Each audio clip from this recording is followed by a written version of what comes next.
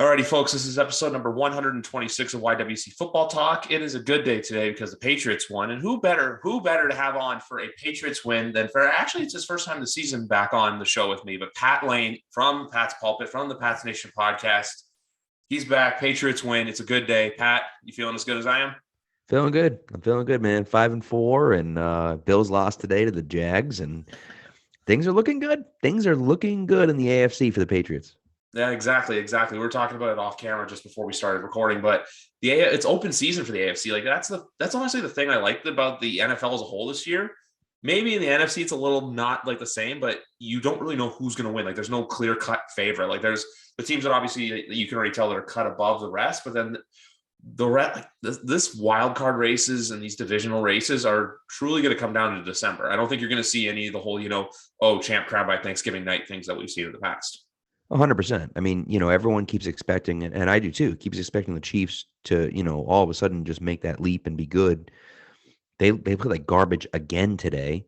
Luckily Aaron Rodgers who did what he does, and Jordan Love looked terrible in his first start, and so they ended up losing by 6, and so they get a win to get to 5-4, same record as you, but like.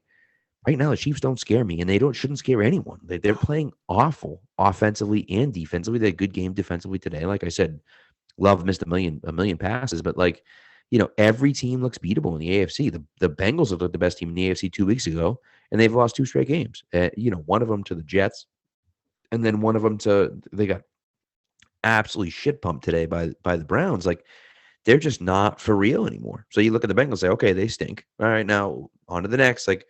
And Cleveland now, had that big game against the Bengals. Now you get Cleveland next week. If you beat Cleveland, now all of a sudden you're sitting there saying, okay, I'm 6-4, or we're 6-4 heading into the game against Atlanta.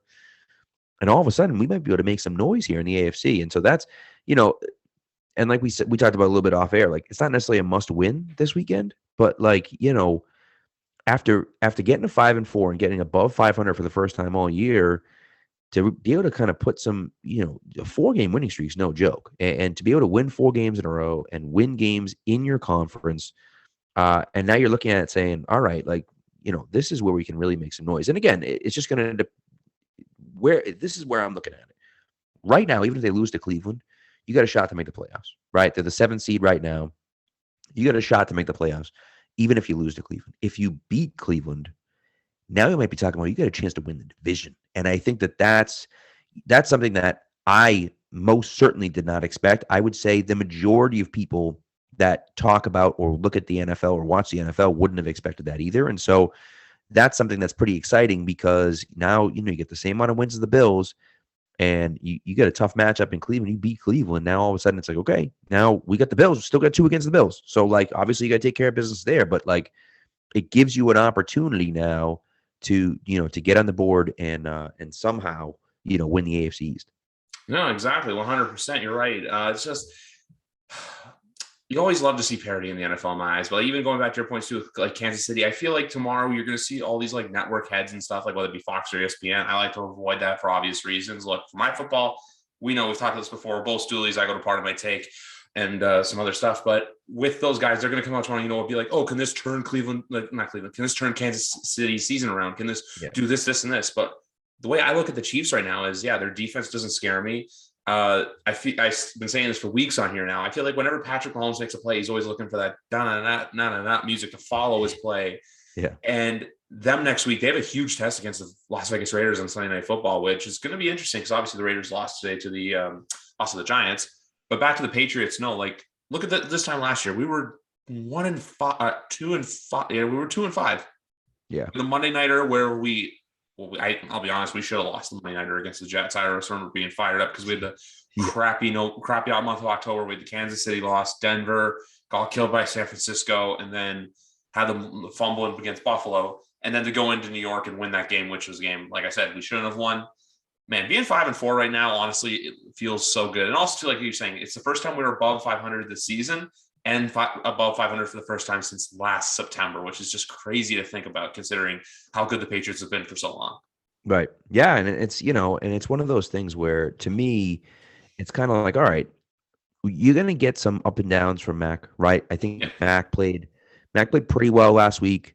He played really well against the Jets, played decent last week. He played okay today. He wasn't great, but he played okay. He had a really nice touchdown pass to Hunter Henry where it was put in the exact spot. It had to be in that exact spot. The coverage was pretty good, but he rifled it in there. He got it low in a spot that only Hunter Henry could make a play on it, and he made a play on it, which was good. And so those are the things you'd like to see. He missed a lot of throws too, I felt like. And so obviously you want some of those throws back. But realistically, you look at it and say, okay, I can deal with that from Mac Jones. To get a game like that that you got today out of Mac and still win is good. It's a good sign for the Patriots. It really is a good sign for the Patriots moving forward because you look at it and say, all right, we got that game. Mac wasn't perfect, but we still got the win. And that's huge, for the confidence of this team and the Patriots moving forward to get a win like that, with your quarterback having a mediocre game is really, really impressive. And, I think defensively, look, they scored 6 points, right? They scored 6 points, and all 6 points were off of turnovers where Carolina took over in field goal range already. The Carolina was in field goal range on both of those drives when they got the ball. So for them to not score a touchdown and have to settle for field goals on both of those drives is really impressive for the Patriots. And so I look at it and just say, hey, man, the defense was great today. And Sam Darnold, of course, seeing ghosts and everything like that out there. And the best news for Sam Darnold is that he doesn't have to play the Patriots another 4 years. But hey, they're still pros. They're still NFL guys, right? And they had some plays. The play to Christian McCaffrey that Barmore knocked down. McCaffrey was by himself in the end zone. He had 10 yards of separation from Dante Hightower, and Barmore got his hand up and knocked the ball down. Like that, those are things where that's a play that not a lot of people are going to remember, not a lot of people are going to talk about, but that saves a touchdown, and those are plays that, that make differences in the games. And the Patriots defense right now is making those plays. And, and you have to tip your hat to them because they've been really good. Yeah, exactly. And also, as you were talking, as we were saying, look, it was 24-6. Was it the best win? No, but it was a win. But I just always remind myself, look, anyone can win, but good teams will find any way to win. And that's what kind of separates, I feel like, this year's team from last year's team is that, look, the last two games weren't exactly pretty wins, but they were wins in the sense of, look, the defense did enough to bail them out. Obviously, 2 pick sixes back-to-back weeks. I couldn't tell you the last time that's happened with the Patriots. Yeah. Yeah, it's been a while. But even today, too, I remember when J.C. Jackson picked him off, I'm like, stop looking back. Because I feel like every time, no matter who does it in the NFL, if they look back as they get the ball, that's when they get taken down. Yeah. And I'm just like, as soon as he beat him, and it was just, as soon as we beat him, I had a feeling we were going to win the game. But no, even another player I want to shout out for today's game was Godchow. Godchow had a really good game today. I feel like because that's the thing. Our front seven has been so much better this year already compared to last year. Obviously, we know how depleted it was last year, but just the fact that they're making these plays that no one else may look at, but we'll look at it and go, look, there's stuff to see there. Christian Barmore too, like he said, probably still the steal of the draft from this year in my eyes. Like how he fell to 30, I think it was 36, 37, 38. As soon as we made the trade up, I had never been more excited for a Patriots draft pick. Oh yeah. I was so excited when we got him because I remember him from the national championship being like, all right, this kid can ball. But and even too, we didn't that's the thing too. Christian McCaffrey, obviously he's been hurt, but still, you're a big fantasy dude. I know this. Number 1 pick in every draft I've been in, probably number 1 pick in a lot of the drafts you were in. Basically did nothing today. I know he's been on a bit of may have seen a pitch count and stuff, and Chuba Hubbard had a lot of the good runs, but at the same time too, the defense, look, when it came time to shut down and make plays, they made plays. And the fact that Steve Belichick, I know people like to say he's interesting. He has the hair. He does the tongue thing. Look, he gets the job done. And now next week we go into a matchup with Cleveland that it's just wild to think that right now that a matchup with the Cleveland Browns is still jockeying for where teams can finish come December or January. And I'm only saying that obviously because of how bad Cleveland was forever. Right. Well, and that's really what happens, right? It's interesting because the Bengals have kind of reminded themselves, they've kind of remembered that they're the Bengals, right? And so is that going to happen to the Browns? Or the Browns all of a sudden are going to be like, shoot, we're the Browns and we suck. That's right. We forgot. You know what I mean? It's just not. And that's what happens. The Bengals, the Panthers today, like you said, man, they had, 66, 70. They had 78 yards rushing today. And they've been over 150, pretty consistently per game. And the Patriots really kind of shut them down. And so, that's the type of thing where you look at it and say, all right, hey, listen, yes, maybe McCaffrey was a little hampered and wasn't healthy, but like he hasn't been healthy for the last few weeks, and they've still been running the ball effectively with Chuba Hubbard. So I think they said, though, they ran for like 140 yards last week, but they had 0 runs over 10 yards, which is wild when you think about that. But what that means is that you're consistently able to get your guys 4 or 5 yards a carry. Like, if you're doing that, you're not picking up 3 yards a carry, you're picking up 4 or 5 yards a carry. He's just not breaking those tackles to pick you up 15, 20 yards, but you're consistently getting him, lanes to pick up yards. And that didn't happen today, right? That just didn't happen today for them. And so, there were times once the game got a little bit out of hand, there were some times where they broke some runs, they had some passes, but they were mostly because the Patriots were playing off and saying, okay, we'll give you the short stuff because we're beating you by 18. Like, what difference does it make? And so I think the way they played today, man, was so good. And Barmore, it's funny, you mentioned, like, he was mocked to the Patriots at 15 a lot.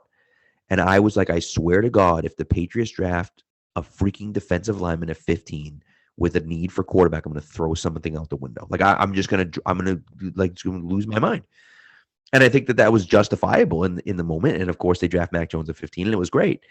But then when Barmore's still there, it was like, are they going to go get him? Because, like, this is the guy that fits perfectly. It's exactly what they need.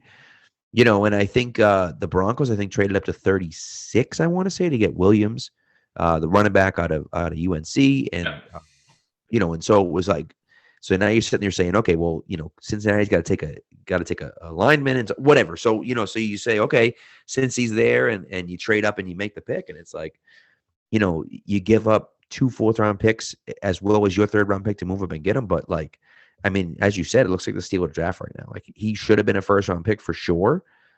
And there were questions about his motor, how much he had, and if he really wanted to play, and the talent. Let's talk to scouts about him. The talent was always there. Talent was always there with him. The question was, is he going to play consistently hard on every single play?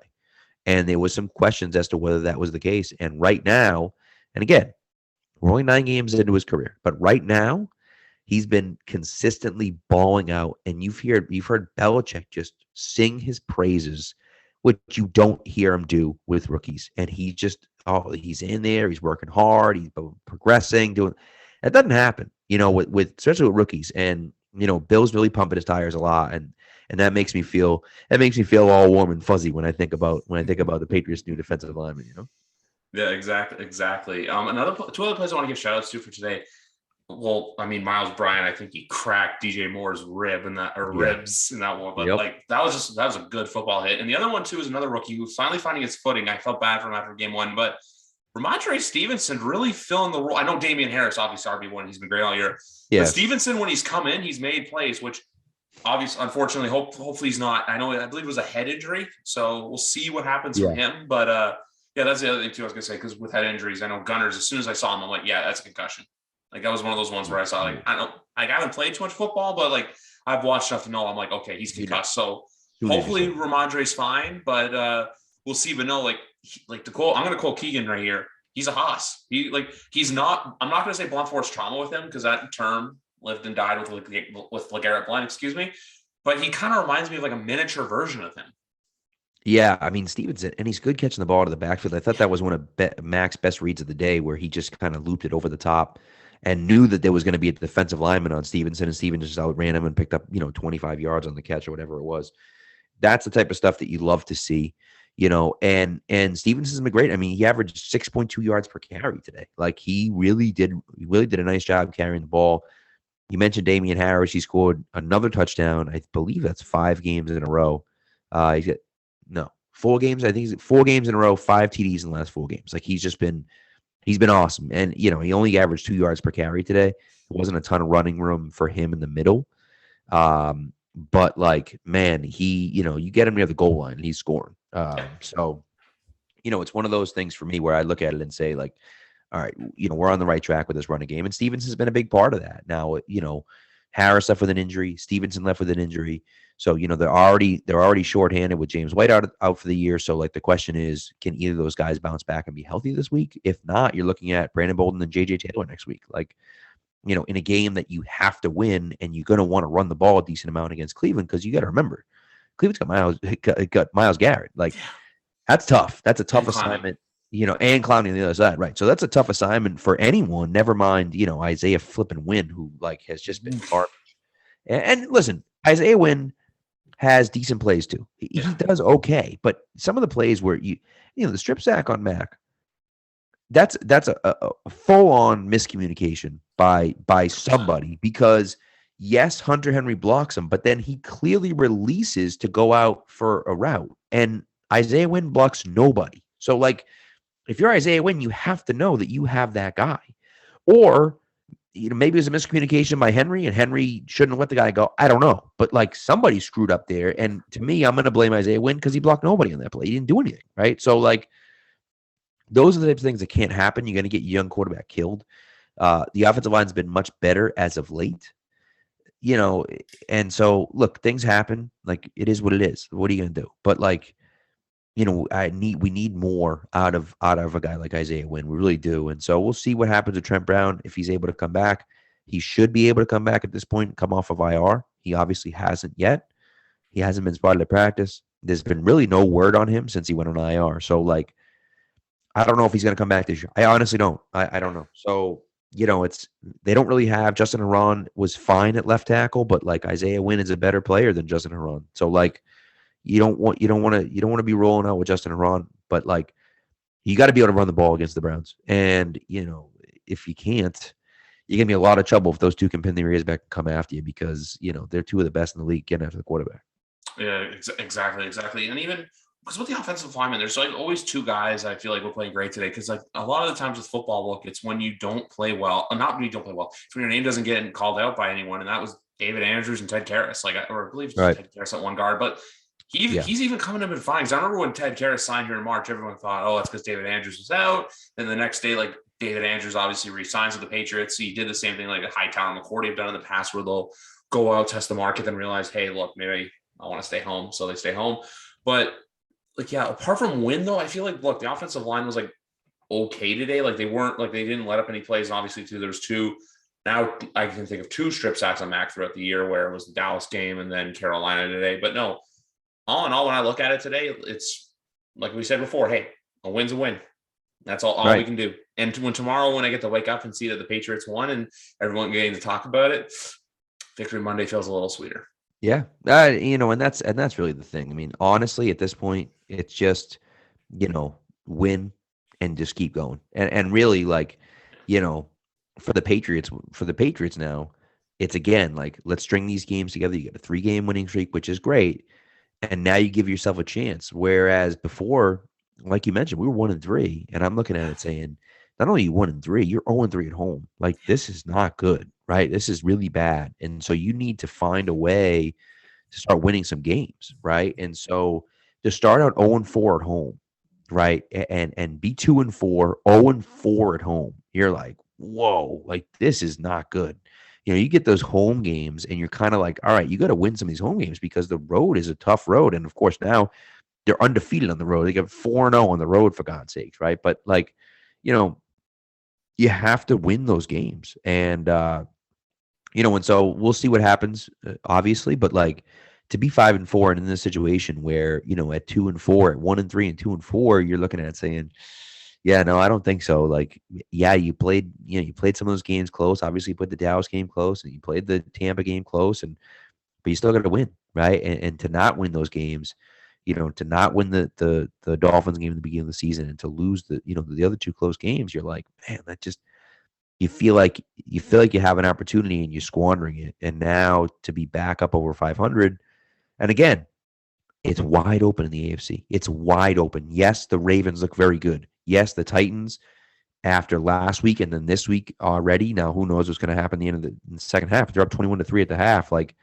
you're looking at it saying, okay, like, the Titans could be for real, and they could be a really tough team to play with, who you're going to have to play in a few weeks. But like, you look at it and just say, all right, at least we have a chance now. We got a chance to kind of make some noise. And so, yeah, it's a lot of fun. It's a lot more fun than it was a few weeks ago. So I'll absolutely take it.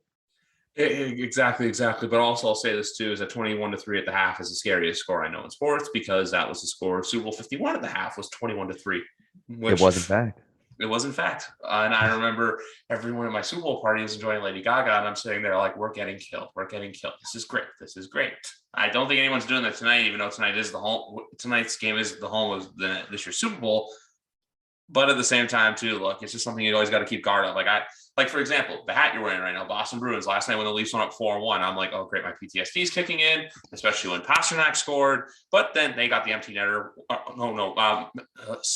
Who scored the fifth goal? I think it was Johnny or it was Matthews. One of the two of them got the fifth goal, and then they won, so it was all good. But no, back to football. There are two players I just got to shout out from the season, because like whenever their name gets called, they do good. And one guy should have drawn at least 5 penalties a game, but he doesn't. Matthew Judon, because that's the thing. He has become one of my new favorite Patriots, and also to the fact that this team they just look like they're having fun. And also to the offensive player, I gotta say, is Kendrick Bourne. He got off to a bit of a slow start, but ever since the Saints game, he makes catches when you need him to make a catch. Like he's Mr. Reliable. Yeah, KB is a good guy, and you know what? He's one of those guys that like you can feel like the locker room really likes that guy. It's funny because the Patriots have always kind of relied on the locker room chemistry and the chemistry in the locker room and the way things have been. And, Cam, of course, is a huge personality, and everyone liked Cam. But I feel like now you're talking about guys that people really love and respect, and they play their asses off. Judon is just, I mean, he's disgusting. He's disgusting. Like, there's just no other way to put it. Like, he's in the backfield on every play. He gets held on every single play, and half the time they don't call it. He's a force in the running game. He's a force in the passing game. He's just there all the time. And Darnold got away from him a few times, but like he's in Darnold's face nonstop, just like he's done that all year long. He's got 9 sacks through 9 games, which is the third most in Patriots history through 9 games in a season. So like, in his career high is 9.5 sacks in a season. He's balling out right now. And a lot of it has to do with the fact that, you have the guys on the inside that have been playing well, but also like he's so good against the run as well that it's hard to, like leave him alone almost. You're like, okay, what are we going to do? Block him with 3 guys? Because you can't really do that because you're worried about the guys on the inside, or you're worried about the guys blitzing, from the linebacker spot. So it's really been a collective team effort, but Judon's just been so good. And you can see how well like those guys are, right? Judon's like, he says he's like the DJ of the locker room, right? And Bourne is just looks like he's always having a blast out there. And so, those are the guys where it's like you need to rely on those guys. I will also say the other guy, and you mentioned him too, is Miles Bryant. Like I feel like Miles Bryant's a guy where the Patriots cut him to start the season. And I was like, what are you doing? Like I thought he was poised to have a breakout year this year if he played well last year as a rookie. And they cut him. And I'm like, what the hell's going on? And he's been phenomenal since he got called up from the practice squad. Yeah, exactly. It's just one of those things. Like, look, as you make your chances, make your opportunities, you just got to know when to cash in and know. Look, when your name gets called, make the plays that matter. But we'll see what happens. It's just like I said before, it just feels so good. Like the fact that not only to come on and talk. That's actually I'm going to say this is the first time I've ever talked on. That's the first time in a long time I've actually talked like post game after a win, because the only other time I talked post game this year was I did the Jets week 2. That was just me, and I did week 1. I actually had a buddy of mine who's from South Carolina, also a huge Patriots fan, dating back to Drew Bledsoe. He was at the game today. Shout out Phil. He was actually on my show. Him and I were on Thursday. We had a lot to uncover and talk about. That was wasn't not the best situation to talk about, but probably no. But no, like even too, I'm gonna say like Jawan Bentley even today too. Like there's like so many players from this defense that are making so many impactful plays that look. You need that. And also to the fact that, look, hey, now, like last year where it was, okay, look, it was a pipe dream to sneak in, but we were still figuring out ways, okay, if this happens, this happens. And then obviously we beat Baltimore on the Sunday night, and that changed a lot of perspective in that pouring rain of a game. But now it actually feels like, look, hey, playing the playoffs is not like a long shot question. It's this team can be there come the middle of January. And I only say that now because, look, we have 2 games to play in January this year. Yeah, well, that like you say, they'll be playing in January no matter what, right? But it is, yeah. I mean, they have a shot. They have a real It's a realistic shot of making the playoffs. And right now, and again, like I said, regardless of what happens moving forward, you got a realistic shot of making the playoffs. You win Sunday, and I turn my eyes to the AFC East and say, you got a shot at winning that division, right? And so, that to me this is a big test for them. Obviously, these next 4 weeks, and then you get Buffalo, but like, to me, you win this weekend and you're like, okay, now we got a shot, right? And of course, then you got to keep taking care of business. But like the way this defense has been playing, right? I think Spag tweeted something out like they've outscored their opponents like 105 to like 40 or something like that in the past 3 weeks. They're dominating right now. And of course, it's a little skewed by scoring 54 against the Jets, but still, to be able to put up numbers and to not allow a lot of points defensively. I mean, I don't know how you can't look at this team and be excited about where they're headed. Exactly. And also, to us right now, we're talking more about the Patriots or know more about the Patriots than Adam Archuleta did earlier today, because as we all know, look, that was just painful to listen today. I thought for the Texans, I was going to say Texans and Jets, you obviously were in attendance for those. Andrew Carroll and Lofton weren't ideal, but man, the commentary was horrible today. Those guys, Justin Bethel had the pick six. I mean, I was like, Justin Bethel, what the hell are you looking at, dude? Yeah. And then Matt comes out at the end of the game. They didn't even know he was out. They didn't even mention it. Gunnar got hurt. They didn't mention that. They mentioned nothing. They had no idea what was going on in the field. Adam Marshall was talking about Mac Jones, like, oh yeah, he had a good game, blah, blah, blah. He's not even in the game. Yeah. Brian Hoyer's in the game. Then they go to commercial for the 2-minute warning. And Gumbel's like, oh, as you can see, it looks like Brian Hoyer is coming into the game. And I'm like, what? He's been in the game. What are you talking about? Like, they had no idea what the hell they were looking at. And it was just like one of those ones where you're like, what are you doing? And it was bad. It was bad. They sucked today. I already looked at it for next week. Obviously, I know you're going to be at the game, but I believe it's going to be, once again, Ian Eagle and Charles Davis calling the game next week. Ugh. They were okay last week. I didn't totally mind them, but we'll see what happens, because that's the thing that sucks about the Patriots this year, is that we've had so many more of the bad teams on for commentary calling our games. Like, we've only had one Nance and Romo game, and then we get Joe Buck and Troy Aikman for the Thursday nighter. So and it's always interesting with those two. I'm surprised they're not getting a better team with the Cleveland game, but then again. Packers play the Seahawks in the prime spot. That's probably. I was going to say, typically you get the prime spot, you get that team. So, but I mean, who knows? Listen, it is what it is. I'm almost like I almost zone those guys out. I'm like, whatever. I barely even listen to you. But then I was watching, so I was on my way home. I went out to my buddy came up from Florida. Nice. And so we went out to watch the first half, and I was on my way driving home from the bar when they had the pick six. And I was like, oh my God. So I listened to it on the radio and I watched it back on Twitter actually. And I'm like, did he just say Justin Bethel? Like, what the hell was he? What are you looking at? How could you possibly think that was Justin Bethel? And you mentioned him looking back at Robbie Anderson, who was heated on the sideline yelling at Sam Darnold, and rightfully so, I think. But either way, he's like, I had strep throat this week. He's like, I didn't think I was going to play. And he thought he was going to get caught by Robbie. He kept looking back because he thought Robbie Anderson was going to catch him, right? And he won a fumble, obviously. So it was just, kind of an interesting situation with Jackson this week, obviously. But he balled out today again. Darnold was terrible. Was out there seeing ghosts and everything still. But man, it was good to see. It was good to see a win. And like I said, the defense, they play like that. And there's not many teams in the AFC that's going to be able to beat them. They even made your dad learn how to tweet emojis or text emojis. So you know what? Hey, look, the Patriots are doing something special. Like, I'm not trying to take a dig at your dad or anything. As soon as I saw that, though, that gave me a good chuckle earlier today when he said that. Oh yeah, no, he can't. He doesn't know how to do anything. So the fact that he was able to tweet that emoji out, text that emoji to me was pretty cool. I was like, you're texting emojis now? What's this all about? He's like, it's the way it is. Like, Patriots make people feel a certain way, and like right now, if you're a Pats fan, you're feeling good about this team. That's the only thing I got to say. Quickly before we move on with the conversation, I just got to give a quick shout out to not a sponsor, but a bit of a partner of the. I have a new partner here on YWC Football Talk, and that is Sideline.sport. I talked about them before, guys. They're on Instagram at Sideline.sport for all your jersey needs, whether it be NFL, MLB, NBA, even some soccer too. I'm pretty sure they'll be doing hockey sometime soon. So, like I said, guys.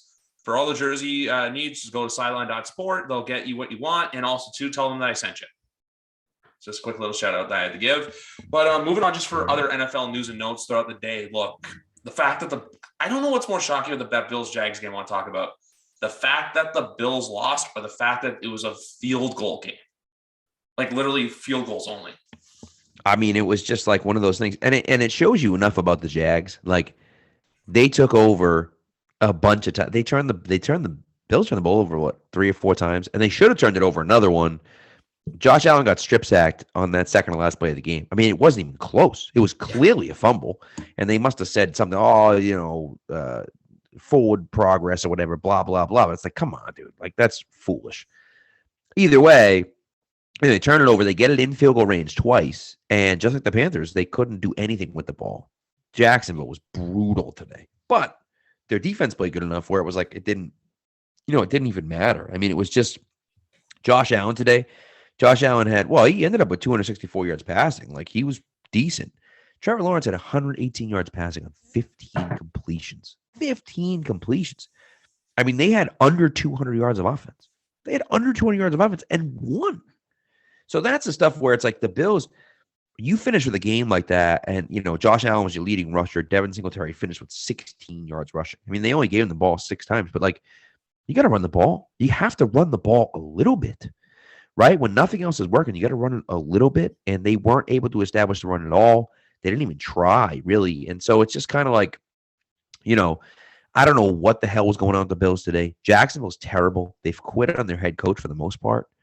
Although they've got 2 wins since Dancegate. So you never know, right? You never know. But both against the AFC East. That's a game that you absolutely cannot lose. And you go into Jacksonville and lose that game. I mean, it's like, yikes, man. And so, hey, listen, it's good for the Patriots, but like, my goodness, to not score in the second half, if you're the Bills, to not score at all in the second half and lose on a field goal, that's brutal. And so, the Bills have a lot of soul searching to do. They have a tough matchup this weekend, and you kind of look at it and say, okay, they obviously looked past them, but like to look past them and not be able to come back. The Patriots looked past the Texans too. They would have come back in the second half and win the game, right? So like for the Bills to not be able to put anything together, it was really, really bad. I also say with that Texan game too, because obviously I know you guys were there. I know the events that happened in Houston. I also feel like with that Houston Texan game though, that the Texans just simply took their foot off the gas and like thought like, hey, you know what, we're good when they were up 22-9, and then that's when the Patriots really like clamped down. Which is definitely true. Yeah, definitely true. Yeah. The only thing I'm going to say about today's game was, look, I understand penalties happen. It just felt like there was way too many flags on both sides of the ball, like for the Patriots game. Like something about Patriot Clete Blakeman games just always seem like Clete just like, I don't know if he just wants to like flex his muscles or like literal muscles, but he does. Yep. Yeah. Literally, I feel like that's why he wants to leave these flags. He's like, guys, look, I gotta look good for the camera. Throw those flags whenever you get the chance to. Yep. Nah, some guys you just like, that they want to influence the way the game turns out. Yeah. They want to be part of the game. And that's what Clete Blakeman's staff always does. And it's unfortunate and it stinks and I hate it. But unfortunately, there's nothing you can do about it, right? You just kind of have to know that that's coming, and you say, okay, don't make any dumb mistakes, right? Don't make any stupid mistakes. Don't jump off sides. Don't delay games. They got to delay a game. They had to delay a game after like a timeout. It was like, how the hell do you have a delay a game after a freaking TV timeout? What the hell are you doing? How is that even possible? I don't think I've ever seen that happen before, ever. You have a TV timeout and you have a delay game on the first play. So they have some things that they have to fix for sure. Obviously, penalties can go either way, but they got some things they really have to fix. Exactly. The only other results I'll say that were borderline shocking today was, well, I'm mostly angry at the Dallas Cowboys because cost me spread, cost me my money line on my ticket. I went for my parlay. I went 2 for 3 today. I was doing good, and I'm out of my survival pool now because of them. Cost me my survival pool. I should have picked the Colts. I'm still shaking myself at that. But I was out last week. I picked the Bengals over the Jets. Because it was the Jets. I had the Bills last week. Yeah. I took the Bills. But no, you're right. And then this week too, I knew like everyone was asking me because I know I don't know if you know or not, but I've been posting like weekly NFL bets on on like my TikTok, and then I do my IG reels with them. And people will ask me like, oh, so what do you think is going to happen? And I kept saying, look, the NFL, like in Vegas mainly, will do this with betting lines. Where look, the Bengals had a big win 2 weeks ago against the Ravens. Last week, Jets beat the Bengals. So this week, everyone's thinking, oh, you know what, the Jets are going to cover. There's a chance they're going to win. And I'm like, no. We're not going to do this. It's a short week. Colts are obviously the better team, not by much, but the Colts are still the better team. Take the Colts to cover, even though they almost had that back door, which scared the hell out of me. They still covered. So look, when it comes to betting lines like that, you got to think realistically. It's like fantasy football too when you're drafting for a draft. Because like I know Pat Lane, great fantasy guy with a 5-minute fantasy. Yeah. But I believe that's what it's called. If I butchered it, I apologize. It is. No, you got it. Oh, I'm good. 5-minute fantasy. You got it. Love it. But like it's like with fantasy football, when you like have a feeling that look, you're going to take a guy, you just go for it. You don't think about it, because when you overthink it is when you're going to screw up. It's like anything in life. Yeah. No, I agree with you. And listen, I mean, some of these matchups today, Chargers Eagles, I was like 3 points. I mean, I had the Chargers. You did? Yeah, I took the Chargers to cover. There you go. See? So what was the line?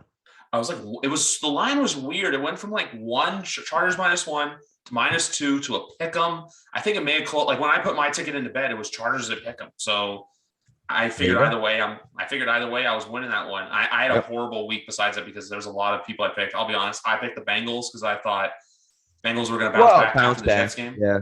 Yep. And Cleveland, to all the controversy and stuff. Ravens they were home too, right? That's the other thing too. They were at home. Like there's a lot of spreads that really got me. I thought the Texans were going to cover after I heard the whole like, Tua's out and then Tyrod Taylor's back. So I'm like, look, the Dolphins are just bound for destiny. Just shows you how bad the Texans are. I mean, yeah. Tyrod Taylor today with 3 interceptions. I mean, just brutal. And that Miami defense stinks. But it's like, Miami's terrible, and they were still able to, to beat the Texans pretty handily. I mean, only winning by 8, but like pretty handily, Yeah, and I know obviously Brian Flores' name's going to get called, like getting called for hot seat soon. There's one coach though I want to give to you in the NFL. I don't know why his name hasn't been spoken up sooner for that, and that's Kyle Shanahan.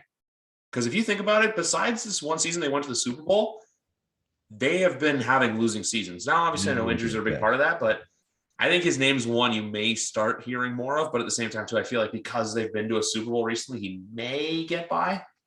To lose today, and not just lose, to get blown out today by Colt McCoy without their 2 best offensive players. Yeah.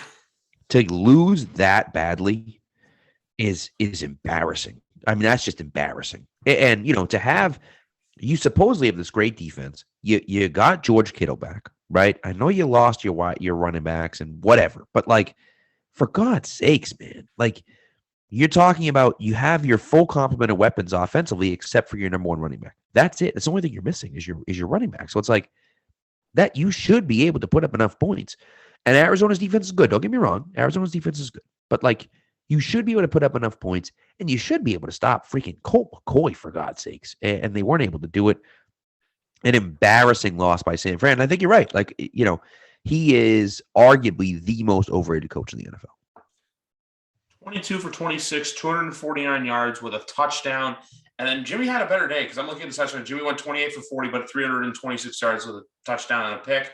But even looking at the rushing, their biggest rusher was Mitchell with 36 yards. And then James Conner, who I'll say has had a huge bounce back in Arizona, 96 yards on 21 rushes with an average of 4.6 yards per carry. Like this, I always thought to Arizona, like I don't know, everyone was writing them off last week, especially after the AJ Green blunder. But look, Arizona's a good football team, and I think they're just finally breaking through. But the fact that you lost by 14 points to Colt McCoy and let him complete all but 4 passes,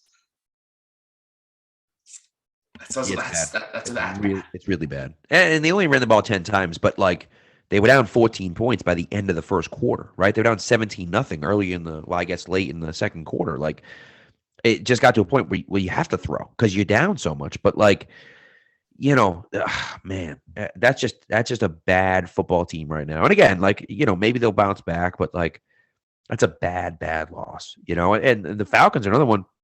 Falcons play the Saints, and the Saints, of course, are without Jameis, but like the Saints, their calling card all year has been their defense. And to go up and take the lead with a minute left to go in the game and then give up a long pass to Cordell Patterson was like, what are you doing? Like, there's two guys you have to cover in Atlanta. It's Kyle Pitts and Cordell Patterson. That's it. Don't worry about anyone else. Russell Gage is going to beat you. Come on. Like, stop it. I guess Zacharias and whatever the hell the guy's name had 2 touchdowns today. But like, those are the two guys realistically you have to stop. You come all the way back, you score 21 points. I'm sorry, 24 points in the fourth quarter, and you lose that game. That's tough to take, right? Well, I guess they didn't score 24 because but they only scored 21 because they missed the 2-point conversion. But like, it's one of those things where you look at it and just say, like, come on, dude, like you can't possibly lose like that. And they did, and so that's got to be really, really tough to take when you're losing like that. And good for Atlanta. Maybe they broke the curse a little bit with the Braves winning, but to give up 3 straight touchdowns, with 8 minutes left to go in the game, to almost lose and then come back and win. So it's yeah, we'll see. But that's one other one where you're like, man, that's rough, Exactly. That was a game where actually some people were questioning about that because I took the over in that game. It was at 42 points, and I was like, whenever I see an over around there, like I almost took the Patriots over, but I'm really glad I didn't. But when I saw that, I was like, look, these teams can score, but then at the same time, too, that shows, look, divisional football is unpredictable. Now, obviously, Bills losing Jacksonville today, that was unpredictable in the sense of we didn't expect the Bills to do that. But with the Saints and the Falcons, look, a lot of times they play, scores are close. A lot of people had Atlanta winning, but was it good to see Atlanta win? Yes, but at the same time, too, I feel like it was a divisional game. It was what it was, and I feel like the Saints can bounce back. But then I just remembered they play 2 of their next 3 is Tennessee, Philadelphia, and Buffalo on Thanksgiving night, and then they have the Cowboys, obviously because of Thanksgiving. They usually do it Thursday after 2 teams who played on Thanksgiving. They're going to be tested their next 4 games. Yeah, it's tough. It's tough, and then that's one of those things where it's like, you had to win some of those games, and to get behind the 8 ball and lose that game is really difficult. It just makes your life very difficult if you're trying to make the playoffs. So, and that's the boat that everyone's in, right? And some people win early and then lose kind of in the middle and then have to fight back. But I'd much rather be in a situation the Patriots are in right now where you're feeling good about your team. That some of the teams right now that are in that kind of that same situation. Again, Saints are in that kind of same situation the Patriots are in, but I feel better about being a Patriots fan than I do about being a Saints fan right now. Exactly. And I live with one of them. My dad. For some reason, he's a diehard Saints fan. Saints fan. When I tweeted on an Odell Beckham photo, Beckham Jr. jersey photo on a Patriots thing, he tweeted one of the Saints photo right back at me, just being like, "Oh no." I'm like, look, with that one, we'll see what happens. It'd be great to get him, but at the same time, too, do we want the cap hit? That's a question that remains to be seen. Well, I'm curious about that. That's going to be what's going to happen is that OBJ is not going to get claimed. No one's claiming him because if someone wanted to claim him, they would have just traded for him. Because why are you going to claim him? That's stupid, right? It doesn't make any sense to claim him on that huge price tag. And so you let him clear waivers and then you let him pick where he wants to go. And if I'm the Patriots, I say, hey, look, you want to come here? Great. Here's what we're paying you. If you'll come for that, great. If you won't, well, then you'll have to go somewhere else.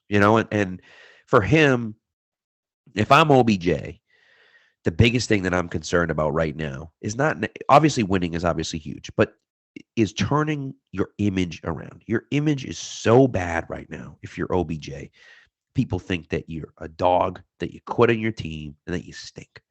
You need to go somewhere that's going to A, showcase your talents, but also B, put you in a spot where people are going to say, okay, I can win with that guy. He's reliable, he's trustworthy, and and I can win with him as a number 1 receiver. You got to go somewhere like that. Is that New England? I don't know, but it could be. It could be. And so, we'll see. But I really think that New England makes a lot of sense for him. Again, he's got the clear waivers, but I'd be very surprised at this point. I'd be very surprised if if they didn't do that. So we'll see. But I'd be very surprised if they decided to if someone decided to claim him tomorrow. 100%. We'll wait and see. Also, just a quick score check. It is 21-6 now for the Tennessee Titans as they have the ball currently, I believe, halfway through the third quarter. I'm just looking up on my phone. I'll obviously watch the rest when we get out of here after this. But I just can't stress how good it feels to like be in this position right now, to be in 5-4 this is gonna sound weird, as I have Kirk Herbstreit staring at me because I have this book on my table, which by the way, people, highly recommend. You know what, screw it. I'm gonna show it right now. If you're watching on YouTube, you can see it right here. Out of Pocket, Football, Fatherhood, and College Game Day Saturdays. Highly recommend. A very interesting story. He has a very good story to tell. It's good to know. It's hard for me to read books right now because I got a lot going on in my life. But yeah, I've heard good things about it. So it's one that I'll have to try to check out, Yeah, like the Seth Wickersham one, I want to read it, but then there's part of me that does not want to read it. I saw Spags got it, so I was going to maybe just ask him on the side, be like, hey, what did you think of this book? But part of me doesn't want to, because there's one that we've referenced on the show before, and especially when you've been on I point because it's over there on one of my nightstands, but The Dynasty by Jeff Benedict, I feel tells a better story. And even too, I remember seeing there was a celebration of, I think they were showing Super Bowls, and then they showed the Patriots Rams one when the kick happened and you see Lawyer Malloy and Bill Belichick hug, and I'm like, he releases you 2 years later and then you hate his guts, which that's what Bill's best at, which that still shocks me that. Those fences have been mended, but I mean, but you're right. Like, the Wickersham stuff for me, I have zero interest in that stuff. I just like, I have zero interest because the thing for me is that some of it might be true, and there might be a kernel of truth to some of it, and then you hear some of the stuff like, Belichick threatened Mangini, and they had this big fight where they almost like came to blows in front of all the coaches in 2007.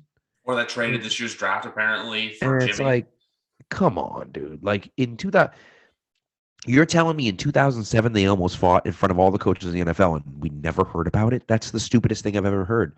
Because why would anyone? It's not like it happened in the locker room. It happened in front of all the other coaches. You tell me one of those guys would be like, dude, you can't believe what happened. And then someone finds out from someone else. Like, that's just the dumbest thing I've ever heard. And maybe they would have traded. Listen, maybe they would have traded a second-round pick for Jimmy G. I don't think that they would have, but maybe they would have, right? But, like, I just think, to me, you say, and then Seth comes out and says, well, I never said they traded a second-round pick for him. But it's like, well, why would you call and ask? That's the stupidest thing ever. Like, I tweeted out afterwards. I'm like, okay, would you want Jimmy G for a second-round pick? Would you trade Jimmy G for a second-round pick? No, we want it first. Oh, okay, well, that's good, because I wasn't going to trade him for a second-round pick anyways. I was just curious. Like, why would you do that? That's stupid, right? So it's like, that's the stuff for me where it's like, once you lie about one thing, once you're not truthful about one thing, why am I going to believe anything that you say? And that's where I'm at right now. It says Wickersham, where it's like, okay, he's going to say some things that are truthful, but like, I have a really hard time believing some of the stuff that he says, because I know for a fact he's lying about some of it. So it's like, okay, if you're lying and embellishing about a few of the things, then how can I trust that you're not lying and embellishing about all of the things? 100%. And that's the reason why, like, I don't want to read it, is just because, look, I know that this guy's come on here. He said enough shit about the team to the point where it's like, look, what am I supposed to believe from you? And then now you expect me to read this book? Like, look, if you're a Pats fan out there, you want to read the book, great. I just feel like at the same time, too, if you read it, take a lot of the stuff with a grain of salt. The next big football book I see out there that I see myself reading personally is the Mike Florio Playmakers book, but that unfortunately doesn't come out until the off season. So it'll give me something to focus on during the off season, but we'll see what happens. We'll see what happens this off season. I don't even want to think about it. It's like whenever I hear draft stuff already and like prospects, I'm like, I am enjoying this season now. I still like listening to what prospects are there. And I already keep preaching I'm on, I don't know if you've heard any of our episodes, but Keegan and I are both on the Chris Olave Patriot train for next year. So we'll see what happens there. But I don't want to think about the offseason until it gets here. I am firmly in the Chris Olave boat as well. We got a third. Love it. We'll see. We'll see. But I hope he keeps getting pushed down. Just keep pushing him down the draft board. Chris Olave stinks. Don't pay any attention to that guy. He's terrible. Just ignore him. It's, you don't want that guy in your team. No, 100%. And we'll see if he gets pushed far enough down. Maybe the Patriots trade out of the first round and end up drafting him early in the second. Who knows? We'll see. But he's a guy that just he was coming out last year. Obviously, didn't come out last year. Couldn't, because he was too young. But I was like, man, that guy's so good. And because I don't really watch college football, I watch a little bit, but I don't really watch college football. And I was like, that guy's awesome. I'm like, Patriots should draft that guy. And they're like, well, they can't. And I'm like, shit. All right, maybe next year then, So he's a guy that I've wanted and I'm sure, everyone else that actually follows college football has probably felt the same way for even longer, right? So, but yeah, no, he's a guy that it definitely is a lot of fun. 100%. Well, anyway, like we said, it's Victory Sunday. Victory Monday starts as I look at my clock in an hour 25. Yep. That's going to do it for us here at YWC Football Talk for episode 126, which still shocks me that I'm already here at this point. But I'm just this train ain't stopping soon, folks. I have a couple great episodes coming out this week. As I have week 10 actually, which feels weird to say. I have my Cleveland Brown fan, Andy McNamara from Rogers Sports Enough here coming on. We're going to preview the game. And then also too, on Tuesday, I have Book It Trent. If you don't know who he is, he's famous on TikTok and Twitter for betting picks. He'll be on Tuesday. But anyway, folks, that's going to do it for episode number 126 of YWC Football Talk. Big thanks to Pat Lane once again for coming on. Anyway, guys, we'll see you next week on Tuesday. But anyway, guys, go Patriots.